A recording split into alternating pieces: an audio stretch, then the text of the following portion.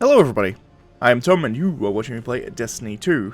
So, today's video we're going to go over, I'm going to show you all the builds I'm going to be using for the start of Witch Queen. The servers are going down in literally like a couple of hours, but I think I'm pretty much done with everything I need to prep for. So, we're just going to go over the builds of my three characters. Firstly, we're going to go over the Hunter. Let's have a look here.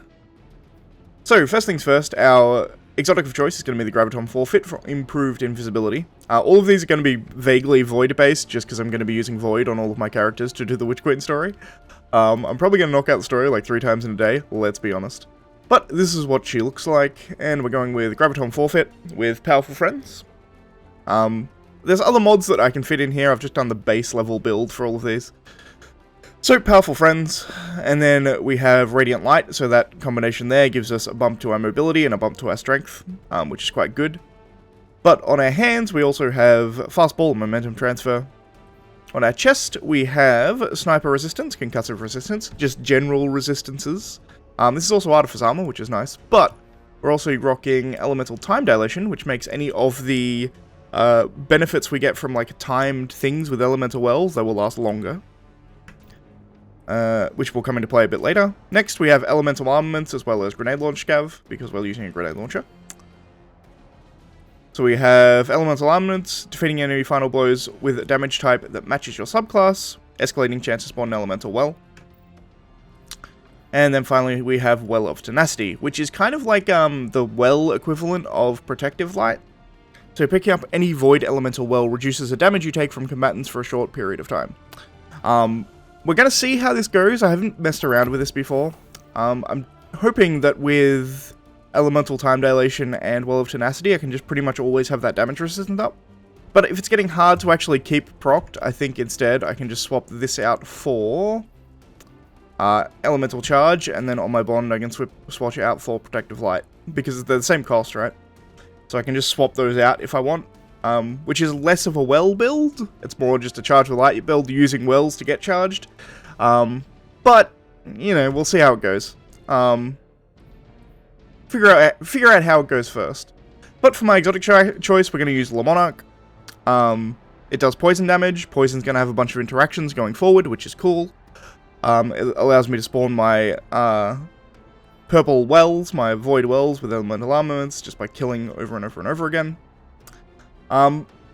Good shit. And we got Blinding, because Blinding is OP, why not use it in the campaign, day 1. We've got Null Composure as our off weapon here, just because. I've also got Sleeper in case I want it. And then Sword for Go Fast, Swingy, Laugh, Laugh. And then I'm using a Recovery Armor mod on my Ghost Shell, because why not? If we're getting armor through the campaign, maybe I'll get a good set. Could happen. And I would go over the subclass, but all of this is changing as soon as the expansion releases, so anyway. And you know, this is the drip. It's actually a relatively simple set. It's literally just the whole Illuminous set. And all Bogosian Knight. So, you know, I like it. Moving on now to the Titan. Alright. Time to look at my Titan. So, my Titan is rocking the Doomfang Pauldron as his exotic. Makes sense. Once again, Void. So Void melee kills will give me super energy and improve my Sentinel Shield. Specifically what that does.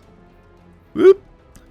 While Sentinel Shield is active, melee kills recharge your shield throw, which extends your super when it hits. And when you just do melee kills, you get super energy. So I'm going to be meleeing the world. And with that, you can see I've got Melee Wellmaker on, which gives me a well matching my subclass type if I get a melee kill. There you are. And we have Well of Tenacity, so same thing here, we're going for a, get essentially survivability with wells rather than powered with light. Once again, I can swap this out pretty easily if I need to, but as it stands, it's fine. We have Radiant Light and Powerful Friends, same thing, that combination that gives you a bunch of stat bonuses. For those unaware of what this actually does, by the way, when you become charged with light, nearby allies also become charged with light if they aren't already. That's cool, but the plus 20 nobility you get in the secondary effect is what you really want. And to get this secondary effect, you either need a Arc mod in this piece, but because I don't actually need the Arc mod in this piece, because It also works if you have another charge with light on another piece, so you can use Radiant Light, and this is the same thing. When you cast your super, you charge nearby allies with Charge of Light, and you get plus 20 strength. So, you know, it's great. Stat-wise here, it's fine. After I do this masterwork, it's a bit better, but, you know, it's fine. But for the weapons, we got the Huckleberry, the Hyuk. So this is a fantastic SMG. Every time you get a kill, it will fully reload the magazine. It's just good. You just keep shooting forever. My legendary off is Chroma Rush, in case I want to swap exotics. For my energy weapon, I'm using Deafening Whisper. This one, I have Ambitious Assassin Wellspring, which is nice. It gets my abilities back quicker. This is good. I was farming a lot to try and get an Ambitious Assassin Rampage. Never got one. Just never got one, unfortunately. But the Wellspring one is probably fine, honestly. It's a lot of fun. And we've got Vex Myth classed here, just in case I want to use a solo weapon. And then, once again, Half Truth, go fast, funny, and then Lament, because it's good if you need boss bake or whatever. But yeah, that's the Titan. Once again, Recovery Armor, same deal. But that's the Titan, and now moving on to the final one, my Warlock. Alright, and finally my Warlock. So the Warlock you're going to be seeing a fair amount of, because all of my content is probably going to be recorded on Warlock, because I'm playing Warlock for the expansion as my first character, and that's where I'm going to do most of my recording. So, excuse me. A lot of this you're going to be seeing when I actually do Witch Queen content, because I'll probably do a highlight reel of me playing through the story, all that kind of stuff. Reaction type content, I suppose. But going through the Warlock build, once again, a Void-based build, we have Nezarec Sin with Seeking Wells, so all the elemental wells I create will seek towards me. We have Elemental Ordnance, which creates wells on a grenade kill. We have, once again, Powerful Friends and Radiant Light, because it's just a really good combination. The extra stats you get is kind of amazing. You see, with my Warlock, I have much better armor. I managed to get double hundreds pretty easily. So we got 50, 25, 100, 100, 49, 51. And we have 2 pieces in enemy masterwork too, so that will actually put that up to a 50 super. That's the only oversight it will do. That's not entirely true. I can drop mods on one of these, maybe. Irrelevant. So we've got double hunted, we're going down, we have Elemental Ordnance, so when we get grenade kills, we're going to spawn wells. The wells are going to shoot towards us, because we have Seeking Wells, they'll just track directly to us.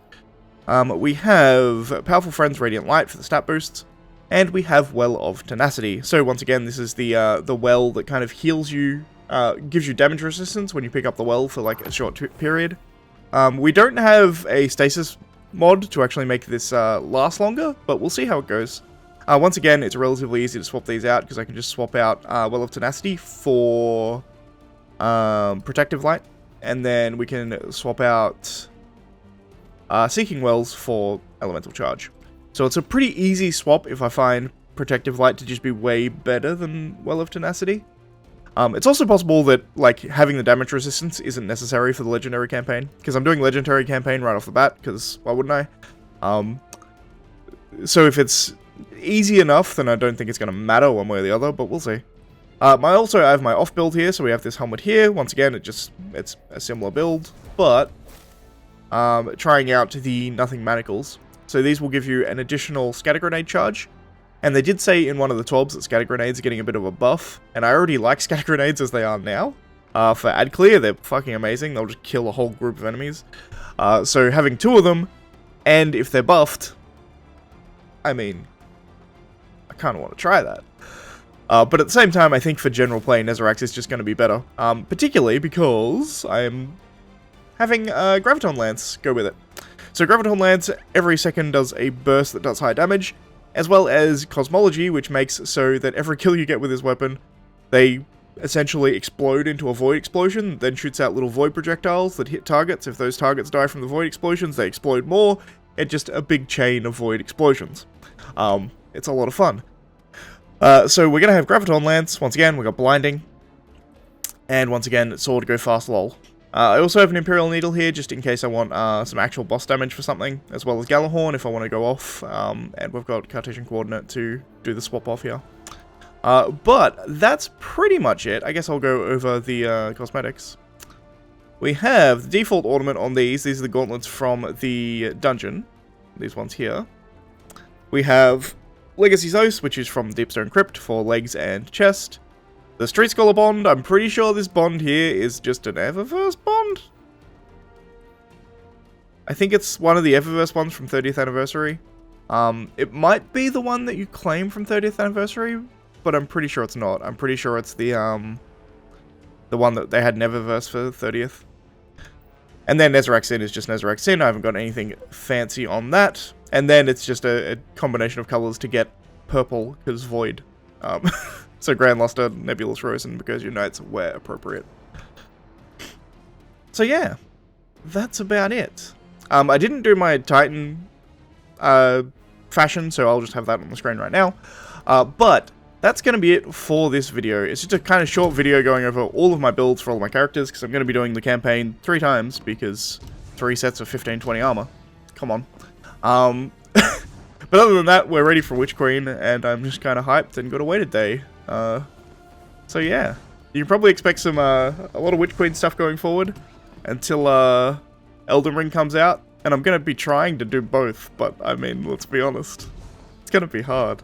I took time off work specifically for this, by the way. That was that's my Discord. Don't worry about that. But that's gonna be it for this episode. If you like the video, please leave a like. If you're not subscribed, please consider subscribing. And always, thanks for watching, and I shall see you next time. Eyes up, Guardian. Time to kill the Witch Queen.